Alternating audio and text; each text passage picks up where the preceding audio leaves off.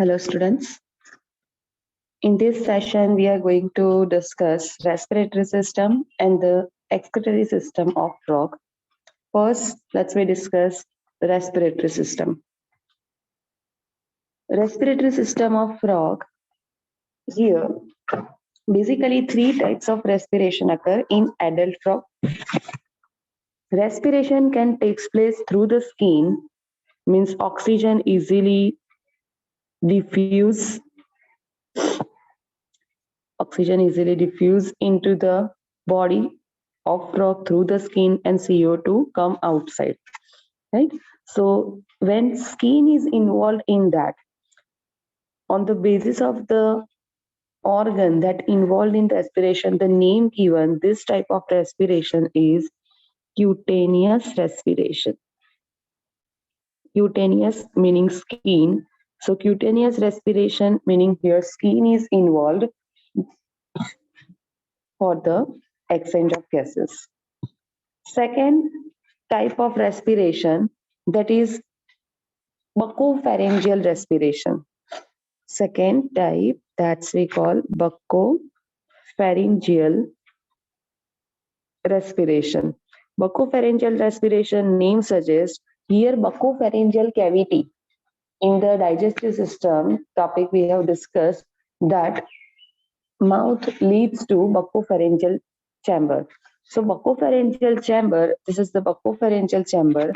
So over here, mouth opens into buccopharyngeal chamber, same way nostrils also open into buccopharyngeal chamber.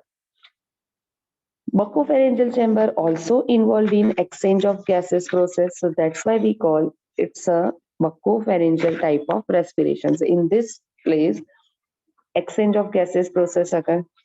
Third type, that pulmonary. Pulmonary term refers for lung. So pulmonary respiration, third is a pulmonary respiration. Here the lungs are involved for exchange of gases. So on the basis of the organ involved into the exchange of gases process, three types of respiration names are given. When skin is there, first is a cutaneous respiration. Second, buccopharyngeal chamber is involved, we call buccopharyngeal respiration. Third, when lungs are involved, we call pulmonary respiration. Now, cutaneous respiration means skin is involved. That type of respiration we can observe when this adult frog present in water. Right? From the water, the dissolved oxygen easily diffuses into the frog body. Second, buccopharyngeal type of respiration when frog present on land. And third one, that is pulmonary respiration, again when frog present on land. Out of these three, pulmonary respiration, it is less frequent than this cutaneous and buccopharyngeal respiration. Pulmonary respiration occurs when need for oxygen is increased. Need for oxygen is increased, then this pulmonary respiration occurs. Otherwise, mainly frog takes oxygen or perform exchange of gases process through this cutaneous respiration and through this buccopharyngeal respiration mainly. Next, cutaneous respiration, you know that frog during that peak summer and the peak winter, they undergo estivation and the hibernation period, which is the inactive period. During that inactive period, frog performs only and only this cutaneous respiration. Perform only cutaneous respiration, and through the skin, it takes oxygen and removes CO2. This is a very important line to remember. During inactive period, hibernation and estivation, that gaseous exchange takes place through the skin. Next, the respiration by lungs, we call that the pulmonary respiration. So for that, the pathway is there. Pathway that you have to learn. First one, that is nostrils. Through the nostrils, air enter. Next, nostrils opens into buccopharyngeal cavity. So nostrils, from the nostrils, air pass into buccopharyngeal chamber or buccopharyngeal cavity. Next, after that, this buccopharyngeal cavity leads to larynx. Here in frog, larynx and trachea both form a one chamber. So we call it's a laryngotracheal chamber. Laryngotracheal chamber. This laryngotracheal chamber leads to lungs where alveoli-like structures are present. Okay. Now, nostrils through buccopharyngeal chamber, to laryngotracheal chamber, and then lungs. Here at this point, one more structure is there that we call glottis. Air enter from buccopharyngeal chamber to laryngotracheal chamber through the glottis. Glottis is the one kind of opening. One term is a gullet. Gullet is the opening of esophagus. And opening of this laryngotracheal chamber, we glottis. Remember this word. Through the glottis, air enter into laryngotracheal chamber, and that leads to the lungs. Now, lungs are delicate, pinkish in color, elastic in nature, thin-walled, hollow sac-like structure. And in the lungs, the honeycomb-like, suppose this is a lung, a paired structure. Lungs are a paired structure. So this is the lung, and inside the lung, the honeycomb-like, this type of alveoli-like structures are present. That is different from the our lungs. So each lung looks like a honeycomb. Inner side, the alveoli, which helps in gaseous exchange process. Okay. Inner side, alveoli are present. Externally, when we see the lungs, it looks like this honeycomb-like. The structure appears like a honeycomb-like. And inside the lungs, alveoli are present, which helps in gaseous exchange process. Right? During pulmonary respiration, the mouth is tightly closed. Otherwise, what happens? From the mouth, the air enters into that buccopharyngeal chamber, right? Here, air enter from which point? That's the nostrils. Through the nostrils, air enter into buccopharyngeal chamber. So at that time, mouth is tightly closed, right? Certain types of muscles are there which also helps in this respiration process. So remember this pathway for pulmonary respiration. Next, one more important point, that laryngotracheal chamber,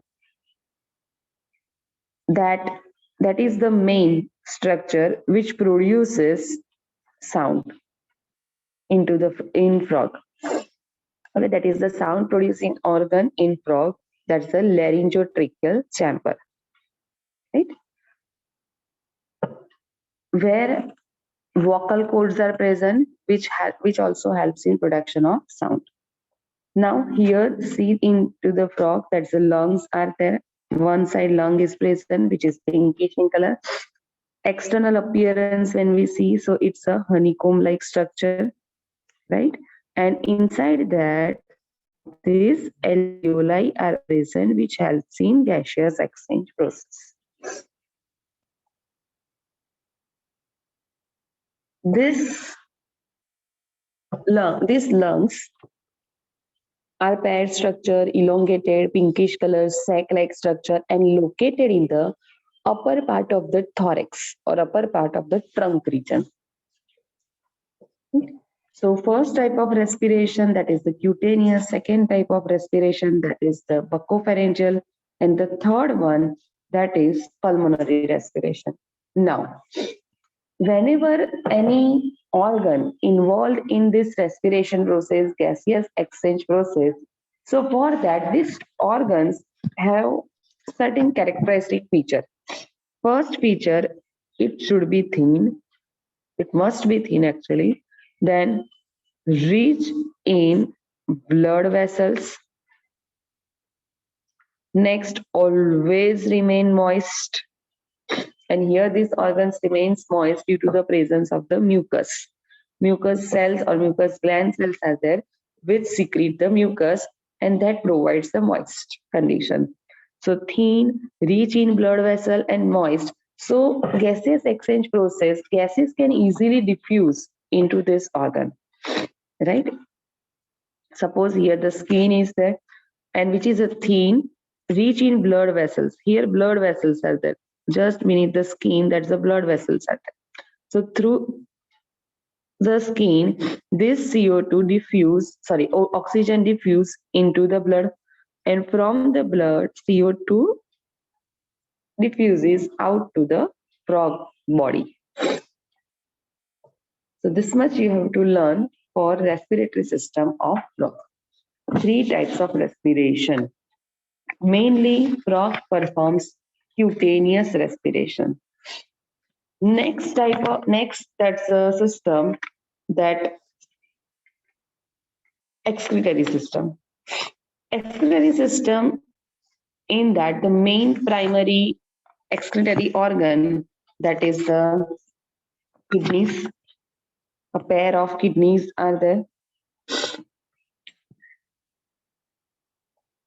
Pair of kidneys.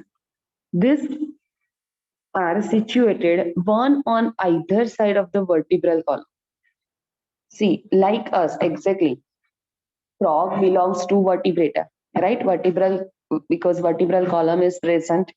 Now, in humans, on the back side, where our backbone is present, on the sides of the backbone, over here, suppose vertebral column is there, on that side, these kidneys are located. Same way, kidneys are located into the frog, on either side of the vertebral column in the posterior part of the body. Kidneys are the chief excretory organs which are oval, in shape, flattened structure, dorsoventrally flattened structure, dark color and reddish color. Dark red color. Lungs में था pink color. Over here dark reddish color is there. On kidney, particularly on ventral side. Right? Suppose this is the dorsal side and this is the ventral side of same kidney. So on the ventral side, you get adrenal gland. So elongated, irregular yellow color structure, adrenal gland structure, that's the yellow color. That is present on the ventral surface of each kidney, right? Kidneys are paired structure, reddish color, oval shape, dorsoventrally flattened, dark structure, located on either side of the vertebral column, posterior side part of the body. On ventral surface of the kidney, yellowish color elongated structure is present that you call adrenal gland, which produces hormones that we will discuss in endocrine part of frog. Next. So first, in excretory system, that's the chief excretory organs, kidneys are there, right? Kidneys, like us over here, in that the nephrons are there. Nephron is the structural functional unit of this excretory system, which helps in to collect the waste from the blood, right? Renal artery. from heart supply blood to all each and every organs, right? In that, the artery, suppose from the heart, this main artery arises, and that further splits into different so many arteries. The artery which enter into this kidney, we call renal artery, which supply the blood. Now, in this renal artery, actually waste products are also there. These waste products are filtered out by the nephron, and nephron by this way it helps in formation of urine. Once the urine is formed, this urine is passed out, leaves the kidney and enter into the ureter. Ureter opens into this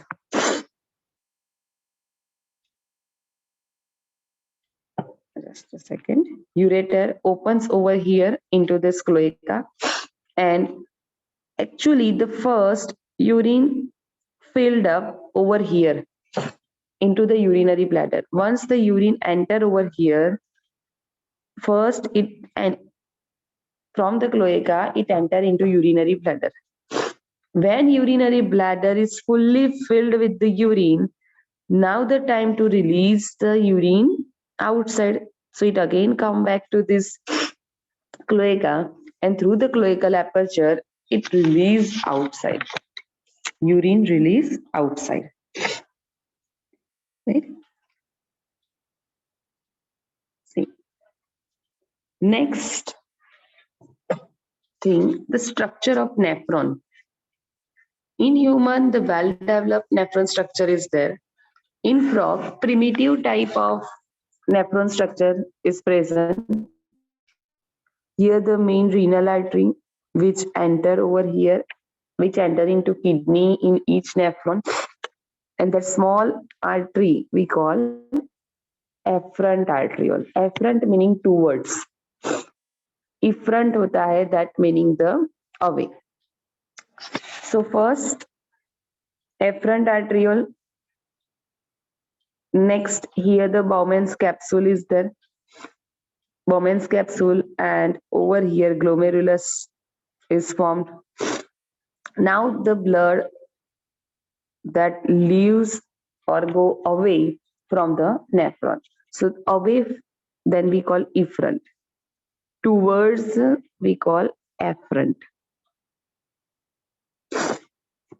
Next, when this blood is filtered out through this glomerulus and then enter into Bowman's capsule and then this uriniferous tubule structure, at the end it collected by the collecting tubule. All collecting tubules, suppose here the kidneys are there, it's the kidney, inside that so many collecting tubules are there. Okay, all collecting tubules are joined to each other and then leave the kidney. Once they leave the kidney, we call ureter. Now, in case of female frog, we call ureter. In case of male frog, we called urinogenital duct. In case of female, we call ureter. In case of male, we call urinogenital duct. Why? Because in female, the reproductive system, in that one of the structure, there is a oviduct. So oviduct and the ureter both are separated. Ureter carried out this urine, oviduct for ova. But in case of male, that only one single duct is there, that's this ureter, which carries out urine as well as sperm, both. That's why we call, in case of male, urinogenital, because sperms are also carried out by this ureter in male. We call urinogenital duct. And in case of female, only ureter. Now, next, here portal systems are given that we will discuss in blood vascular system. Okay, just now remember renal artery which enter into the nephron, form a tough arteriole that we call glomerulus. So the things are entered over here, filter out. The essential things are again reabsorbed into the surrounding capillaries, and the waste things are released outside. Right? So this much information for the nephron, not given in your textbook, just for your information. Excretory system of frog, in that pair of kidneys, next pair of ureter, cloaca, urinary bladder. Kidneys structure, dark reddish color, bean-like, located on either side of the vertebral column towards the posterior side of body. Main unit, structural functional unit of this kidney we call nephron or uriniferous tubule. In case of male, we call ureter. In case of female, we call ureter. In case of male, we call urinogenital duct. Next, so first urine formation occur in kidney, then carried out by the ureter. Then first it enter into this cloaca, then again enter into this urinary bladder. Actually, the openings of this ureter in a such a way that urine enter into this urinary bladder. Position is different, right? Urinary bladder position is quite different. It's a heart-shaped structure. So directly, the urinary bladder from the ureter, it collects the urine. And once this urinary bladder is fully filled with urine, then undergo contraction and release this urine outside at a one time. This thing is required. So due to the presence of this urinary bladder, it is a storage, which acts as a storage organ for urine, temporary storage organ for urine. At regular interval, urination process can be takes place. Next, urinary bladder is a thin wall structure present ventral to the rectum, which opens into cloaca. Next, frog, as we have learned, earthworm ammonotelic, cockroach uricotelic, frog excrete urea. That's why we call it a uricotelic organism. And it secretes or it forms a nitrogenous waste in the form of urea. It forms nitrogenous waste in the form of urea.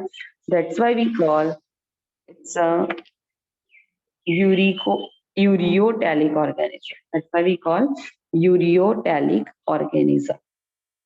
Right? In male, we call ureter as a urinogenital duct because one single duct carried out sperm plus urine. In female, we simply call ureter because it carried out only and only urine. Next, structure of nephron. First, renal artery that forms glomerulus through this afferent arteriole, then loop, we call efferent arteriole, and form a network-like structure surrounding this nephron. So essential things get reabsorbed and the waste again excreted out.